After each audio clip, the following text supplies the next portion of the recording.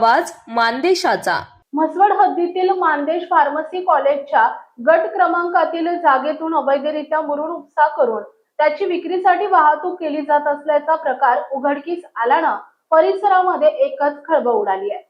संबंधित डंपर आणि पोकलेन यंत्रणा मुरुम वाहतूक करताना रंगेहात पकडल्याची चर्चा असून या प्रकरणामुळे अनेक गंभीर प्रश्न उपस्थित होत आहेत। परवानगीशिवाय मोठ्या प्रमाणात मुरुम उपसा कसा सुरू आहे? महसूल विभाग, खनिकर्म विभाग आणि स्थानिक प्रशासनाच्या नजरेआड हा प्रकार इतके दिवस कसा राहिला? अशा प्रश्नांची चर्चा नागरिकांमध्ये सुरू आहे।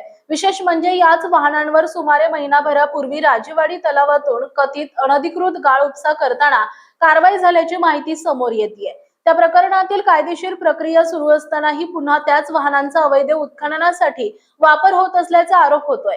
यामुळे आता म्हसवडच्या अप्पर तहसीलदार सौ मीना बाबर या संबंधित डंपर, पोकलेन आणि जबाबदार व्यक्तींवर कठोर कारवाई करणार का, असा सवाल नागरिक उपस्थित करतायत।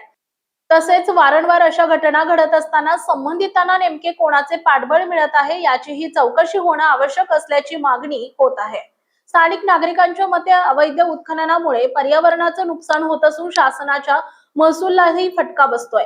त्यामुळे या प्रकरणाची सखोल चौकशी करून दोषींवर कठोर कारवाई करावी अशी मागणी जोर धरू लागली आहे। दरम्यान संबंधित पक्षाची भूमिका अद्याप समोर आलेली नसून प्रशासनाच्या अधिकृत अहवालाकडे सर्वांचं लक्ष लागलंय। सत्य परिस्थिती काय आहे हे चौकशीनंतर स्पष्ट होणार आहे। वरील वृत्तातील काही बाबी स्थानिक स्तरावर चर्चेत असलेल्या आरोपांवर आधारित आहेत। अंतिम निष्कर्ष संबंधित प्रशासनाच्या चौकशी आणि अधिकृत नोंदीनंतरच स्पष्ट होतील।